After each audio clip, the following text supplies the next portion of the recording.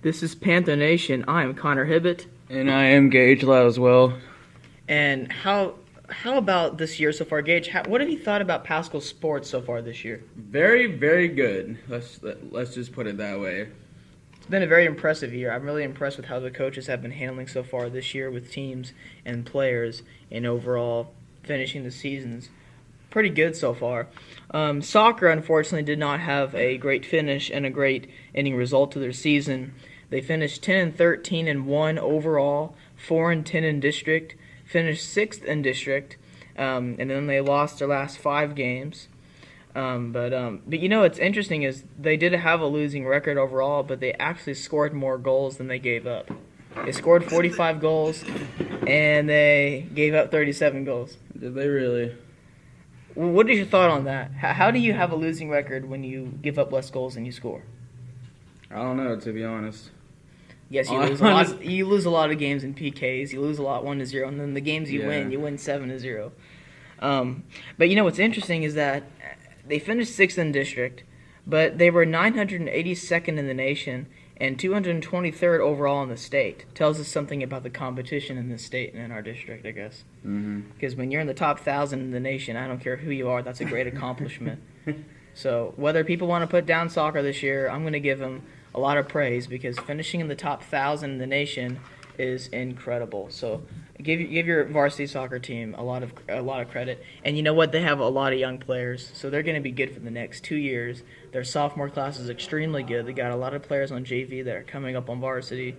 They have a lot of depth coming up. They should be very good, and they should be playing for district champion in the next couple of years, and obviously making the playoffs included with that. Baseball has had a very good start to the season so far. They are actually 12-5-1 overall. Their only loss or their only tie was to Eaton High School, but they're 4-1 in district so far. Gage, what do you think about baseball so far? How do you like that start? Well, you gotta always know that Pascal baseball has always been good. Yeah. And this is just icing on the cake. Yeah, and hopefully they can keep on winning 80% of their games or even better. Because in baseball, usually the best winning percentages are in the 60s or in the maybe 70% at best. But we have an 80% winning percentage right now in district, which is incredible and great for the baseball team. And hopefully I can get the coach there to come on an interview soon. Wouldn't that be awesome? Yep. Well, let's talk about March Madness and what's happened so far. Wait. First, I want to insert a picture here real quick. Let's just give some time on that. We can look at this picture about Draymond Green. I mean, this guy, he can't believe Michigan State lost. No, I can't believe Michigan State lost. That's to Syracuse. True. Yeah, to Syracuse. Syracuse who beat TCU. No, that's all right. I knew they were going to go down early. Yeah, TCU has that history. But this was the first year in a long time TCU's made the tournament. So congrats to TCU on a great season. But they should be competing for the Big 12 again next year. But watch out for Kansas State next year in the Big 12. They should be really good. They got a lot of young players, a lot of guys coming back. But let's talk about what's happened so far in the tournament. Gage, what has been the most surprising game? Is it too obvious to say? It's too obvious to say. University of Virginia versus UMBC. Yeah, and that's actually the first time in history that a 16 seed has beaten a 1 seed.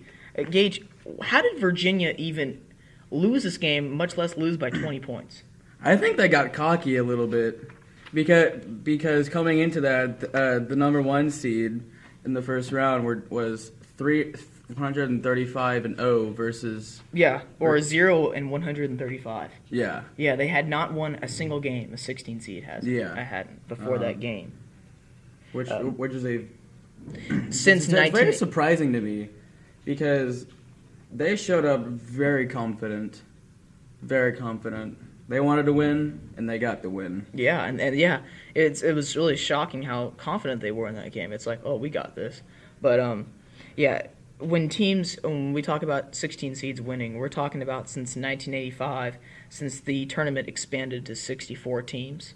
Because before then you had, only so many teams make the tournament, and you actually had some upsets back in the 1920s and 30s. But we're not counting that. We're counting since 1985, since there has been a 1 and 16 seed, and there's been 64 teams in the tournament. And then, of course, in 2011, they added the first 4 games, which Syracuse played in this year, and that ended up being a pretty fortunate run for them, including wins against TCU and Michigan State, then losing to Duke.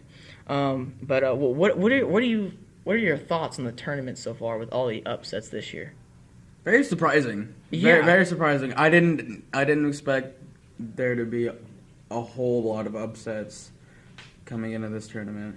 What team out of all the teams in the tournament that was like a no-name type school or a small type school? UMBC. Well, yeah, but like that you saw coming in, maybe winning as an upset. Loyola Chicago.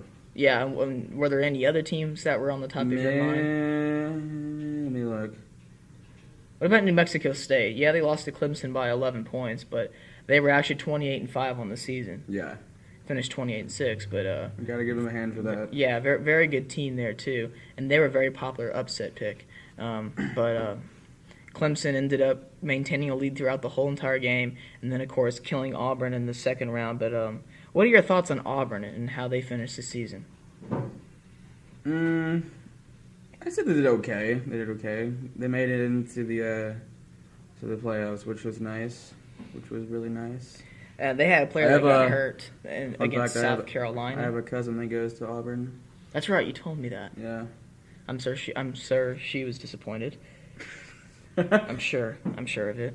I mean, what Auburn fan would want to see them lose by 30 points like that? You know. So yeah. But yeah, Auburn played with a lot of fire this year. This is definitely their best season in a long time. It might be their best season of all time considering record and everything, but it's not their best team of all time, I would say, but they're definitely up there. I'll say maybe their best team was with Charles Barkley. That's for sure, yeah. That's their best team. I mean, this year the team played a lot with a lot of confidence, a lot of fire, a lot of attitude, which is something you don't have in every team. But and when you look at the Final Four now and the teams who have made it in, with Villanova against Kansas and Loyola against Michigan, Loyola Chicago against Michigan, keeping that Cinderella streak alive. And Stephen A. Smith does not like that. Oh no! Stephen A. Smith hates Loyola Chicago, and here's my guess. He had Arizona going pretty far in the tournament. Yeah. I think he got upset with the whole factor that Arizona. That's my guess, is that he got upset with Arizona losing to Buffalo like they did, and then all the Cinderella teams going far, and then, of course, Kentucky, who would have been playing Arizona in that game, and he had Arizona winning that game. Kentucky actually ended up beating Buffalo in that game, and so his bracket got all screwed up.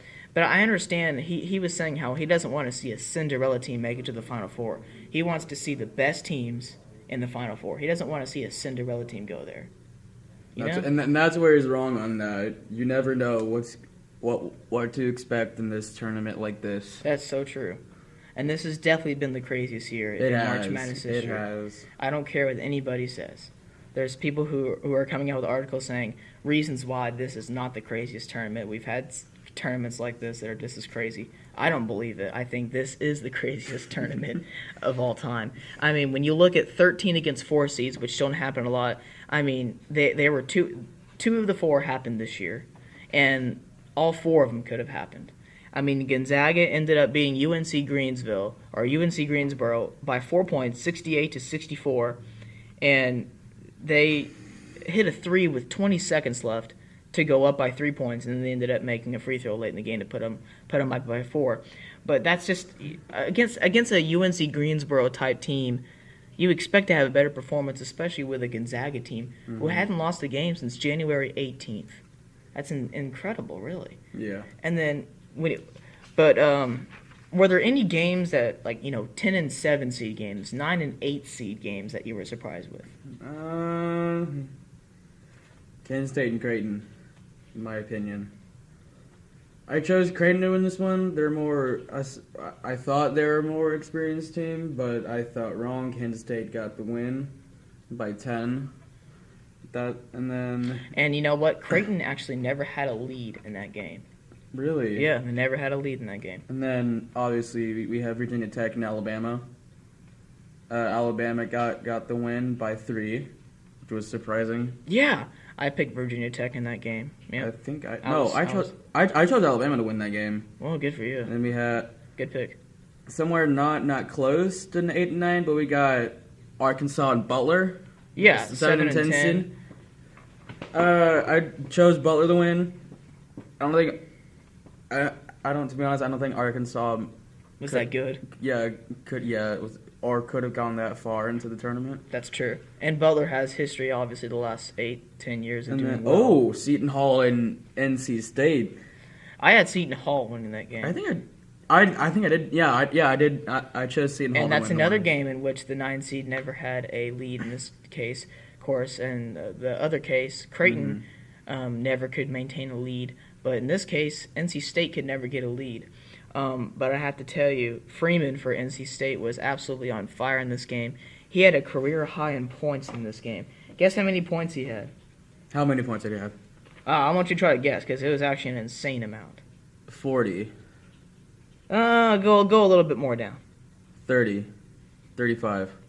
There you go. 35. He had 35? He had 34 points. 34, okay. 36 points. He had 36 points. It was absolutely an incredible performance, but when you only have one guy who's scoring, in March Madness, you have to have at least 3 to 4 guys who are scoring at a consistent rate. And that's why I like Villanova to win the tournament this year. All 5 of their starters average in double digits, and none of the other teams in the Final Four have that. Michigan only has 2 guys who average in double digits in points per game. You know what? Stephen A. Smith and the rest of America, I'm going to say this because I really believe it. Not because I want to believe in a Cinderella, but because I believe it because I think they're the better team. I think Loyola Chicago is going to beat Michigan. Oh, you think so? And then I think Villanova is going to beat Kansas in a classic game, by a few points or so. And then I think Villanova will win the championship by a good 8 to 10 point margin. Speaking of really high scoring games, I think someone on Houston dropped 61 on a team. As I think that was right. What, San Diego State? No, Houston. Rob Gray for Houston was absolutely insane in the tournament. In fact, people were riding on the Rob Gray bandwagon, if you want to call it that. He was scoring so many points per game. In fact, I remember there was one time they were showing a stat where he had more points in the tournament at one time than his whole team had combined besides him. Yeah, so it was pretty incredible what he was the numbers he was putting up. But when you only have one guy who's scoring like that, that's not going to be enough. I don't know. I might be wrong, but I think someone dropped 61. I'm not sure. Now, Loyola Chicago, 3 of the 4 Final Four teams have the 5 starters scoring double digits. Loyola Chicago is one of them. Michigan is not. I like Loyola Chicago again to get the win. I think they're a great team. In fact, it's funny. Their first 4 games they won, or the first 3 games they won by a combined 4 points. And 3 of the 4 games that they've won so far, they've allowed exactly 62 points. So why not say Loyola wins on a last-second shot 63-62, huh? Just for the heck of it. 62 points for the Michigan Wolverines. And the Michigan offense has not been as electric as it has in past years, but their defense this year has really been the story for them this year. And I think this will be another low-scoring affair, but I think Loyola Chicago gets the close win in this case. Gage, who do you have winning the championship? I have Villanova winning the championship. Why did you choose Villanova?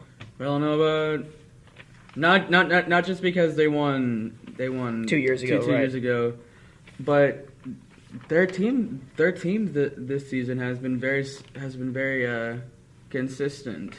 I was about to say solid, but Oh yeah, well thank you, but you can say that word. I just can't.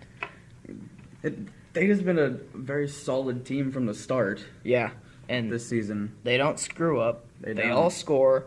They had some injuries late in the season, which was why they had a few losses in the last 10 or so games of the season. But this team is really coming along. They're all healthy. They're all fresh, and they're playing like it. And they're really winning their games. I mean, they look like they're the best team in America right now. I mean, everyone else is winning, in close games, and they're barely pulling it out. Like Michigan pulled out that buzzer beater against Houston. And I have a friend who's a really good Houston friend. He called me after the game, and he was not too happy with it. But those are just things that's going to happen. And when a guy hits a shot like that, you just got to tip your hat to him because he made an incredible shot. It was a 30-foot shot. You got to give him credit. It was a full court pass to him, and he made the shot. But the reason why I'm not so shocked that Virginia lost to UMBC was because once news came out about Virginia's DeAndre Hunter being injured, which, by the way, one of 3 freshmen to be named All-American, and there were 5, but to be named All-American, 3 of them which were freshmen, Trae Young, Bagley, DeAndre Hunter, speaking of Graham for Kansas, and then, of course, Jalen Brunson for Villanova. Speaking of freshmen, do you want to talk about the upcoming NBA draft class? Yeah, let's finish this March Madness, though. All right. Then we'll get to that. All right. But yeah, that should be incredible because March Madness will come before the draft. So I think we should hit this before the draft. Yeah. But once DeAndre Hunter was injured, they lost their best defensive player. They lost one of their better scorers. I just thought Virginia just wasn't the same exact team. They didn't have as much depth. When you don't have the depth, it's hard to win, throughout the whole game. For an example, right? They're tied at halftime at 21, but then UMBC just dominates the second half. Why? Virginia doesn't have that extra player that they needed to get that defensive stop. They didn't have that defensive stop, and as we know, Virginia, they're not a great offensive team. They rely on defense. They play, don't turn it over, score when you have to, and don't give up easy baskets. Well, they weren't giving up easy baskets, but UMBC was shooting the lights out of the ball, and so everything was dropping for them. Yeah, everything was dropping. I mean, they made 4 consecutive threes at one time in the second half, and it was just a really once in a lifetime type performance. I was pissed that night. I wanted Virginia to win so bad. Yeah, I was frustrated too a little bit, but not as frustrated as I would have been if Villanova had lost. Why? Because I had Kansas State beating Virginia in the next round. Oh, did you? I had Kansas State winning against Creighton, and then beating Virginia. But yeah, Virginia lost to UMBC. But how am I supposed to pick a 16 seed to beat a 1 seed? It's never happened in the tournament before. It's never, not since 1985 at least. If you want to talk about the field of 64, and then of course now with 68. But what's really interesting about UMBC was, for teams to get invited to the tournament, they either have to win their conference outright, and then of course win their conference championship. They didn't even win their conference, but they won their conference tournament, and that's how they got in with an automatic bid to the tournament. The team who actually finished first in their conference in the regular season was the Vermont Catamounts. Yeah. They were 15-1 in conference, and get this, 13 of their 15 wins came by double digits. Finished 27-7 on the year, did not make the NCAA tournament because they didn't win their conference championship. Tournament. Yeah. And when you play in a smaller conference like that with the America East, which is the conference they're in, your chances really decrease of making it if you don't win your conference tournament. I don't care how good you are during the regular season. It's hard to put two teams in from the same conference when you're small like that. If you're the Big 12, the ACC, Big 10, it's easier, but not a conference like that. So who do you think will win the Loyola Chicago-Michigan game? I heard you say earlier, sorry, Loyola. I want Michigan to win. You want Michigan to win, but we're really not sure. Or I'm really not sure in this case. Because they're both they have really stacked teams. But I'm hoping Michigan might run away with this one. I'm not sure. Yeah, Michigan's one of those teams this year where we knew they finished the season well, but we didn't expect them to do this well in the tournament. I had them losing to North Carolina, but of course A&M beat North Carolina, and that game didn't go so well for me, and that kind of ruined my bracket. But honestly, Michigan is they finished the season strong and they're playing well. They had a 13-game winning streak, still on the winning streak. Obviously, I'm just talking about the end of the season and then including the conference championship.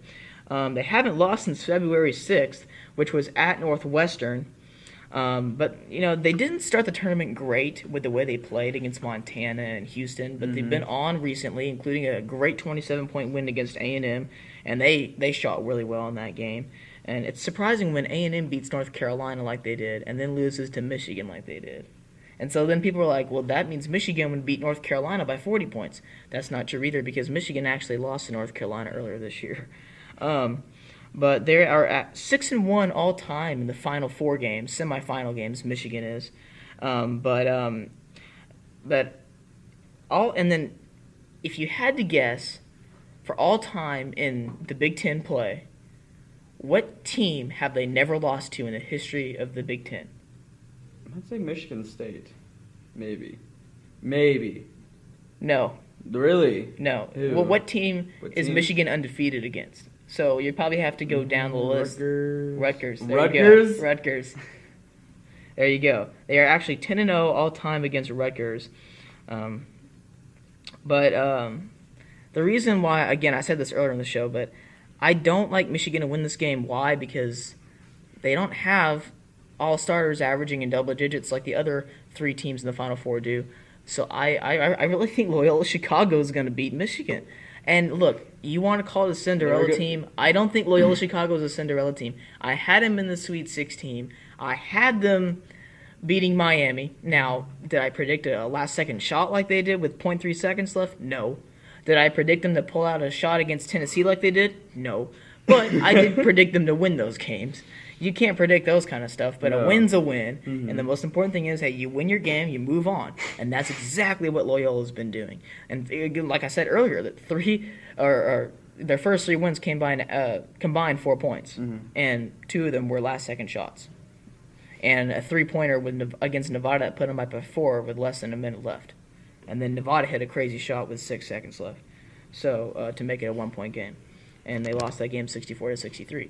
But or 63-62. So, yeah. But it's really been an incredible tournament so far for Loyola Chicago. And Sister Jean, it's not ending here. It's not ending here. And, you know, the Jalen Rose's grandma from Michigan saying, you haven't seen a team like us yet and everything like that. Your wild ride's ending here. No, it's not. I don't think it's ending here. I think Loyola Chicago's going to beat Michigan. Michigan's going to lose their winning streak, and then I think they'll be facing Villanova in the national championship. And yes, folks, for the second year, the last 3 years, Villanova Wildcats will be your national champions. Well, his bracket spot to be busted. Yep. Now, when you look at the teams that we haven't talked about, Kansas. I mean, look at the team we haven't really talked about. Kansas, yeah.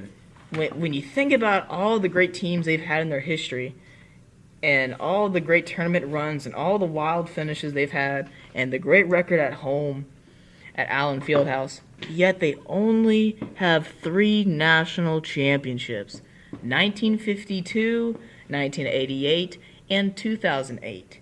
In 1952, they finished 28-3 overall. They won it outright, no problem there. But 1988 and in 2008, they were extremely fortunate to win the championships.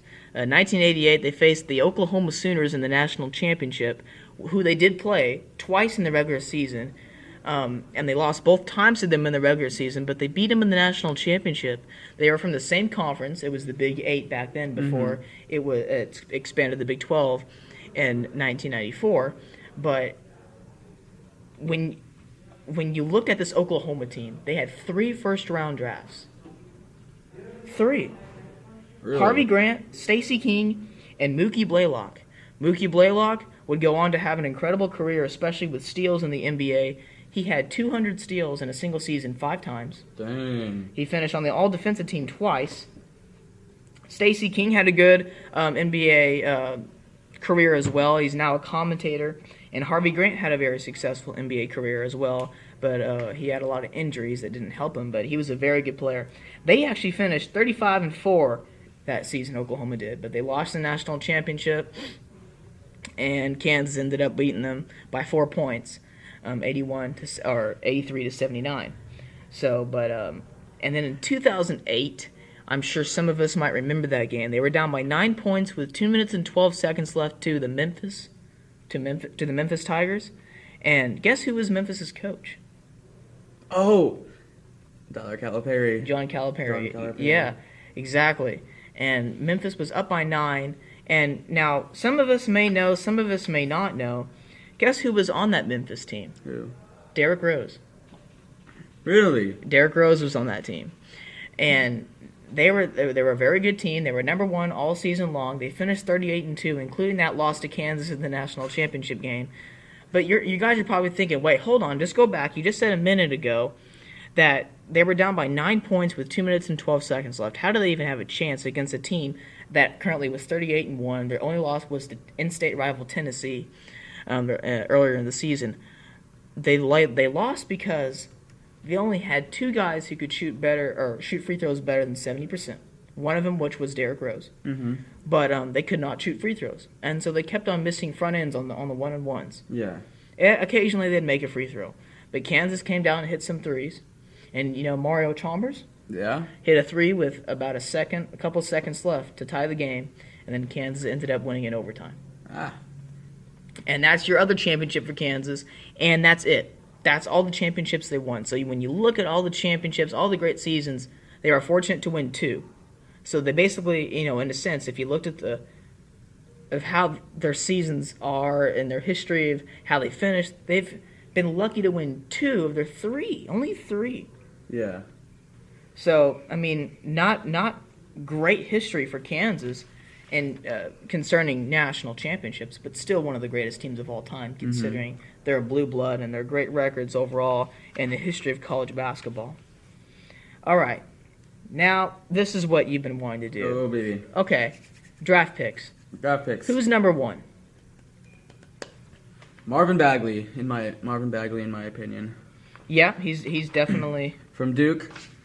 There's a lot of controversy in this man, Trae Young. Mm-hmm. He's good, but he's not. To be honest, he's not a very well developed player yet. In my opinion, he should have stayed 1 more year in college instead of declaring for the NBA draft his freshman year. People say he might go maybe top 4, top 10. I think he's gonna go late in the first round. DeAndre Ayton. I think will be the Arizona. first pick. I think he will be the first pick. You think so? DeAndre Ayton is like a mini LeBron James. He's as talented. He's like a LeBron James amongst college players. Yeah. And I think he just dominates the paint. But I think he's extremely athletic, and he's capable of shooting from the outside. But if he improves his shooting a little bit, especially his dribbling and his quickness, I think he would become even more of a threat as an outside player and a perimeter player. But I like this dude overall. I think he's an extremely athletic player, and I think he would be a very good pick for a very good choice if you had to anticipate a first-round pick. And here's another one, Mo Bamba from Texas. Yeah, he's up there, but I'm not really impressed with him. I think he's a little bit lackadaisical sometimes. Basically, he got in with his height. Yeah, he's very good at blocking shots, but I really think his offensive game needs to improve. Yeah. Especially his shooting. It's not the greatest, but very good player. He's going to go first round, definitely, but he could definitely be a choice for first round. Those are the players that we know. So far, there could be more. We're not sure. No, and those are just freshmen. Yeah. But when you look at other players around the country, what about Miles Bridges? Forgot about him. What about Jalen Brunson? Villanova. Yeah. He's All-American. But what about Graham for Kansas? And there are so many other players who could get credit for, but definitely those come to mind first. What about Trae Young? No. Well, like I said, there's a lot of controversy, and this man should have, like people say, should have stayed probably a couple more years in college. Say he's going to do really great in the NBA. I think he's not going to do that good, but I think he's a little small. Yeah, he's a little. Yeah, we'll never know. We'll never know until And what about Javon Carter for West Virginia? The guy who looks like he's 30 playing in college. He's got quick hands. I think he will be a really good pick. I see him as a second-round pick, but the guy is a super player. I wasn't going to say it. He was going to say solid, but... No. Maybe. No. No, but well, we'll end the show talking about the whatever you want to call it Cinderella team, the Loyola Chicago Ramblers. They are one of 4 teams in the history to as 11 seed team to make it to the Final Four. Those other teams being the 1986 LSU Tigers. So of course you have to put that in. I had to. And by the way, their coach that year, Dale Brown, who coached Shaquille O'Neal, he has some advice for Loyola Chicago going into the Final Four. You know what it is? What? Take the players' cell phones away.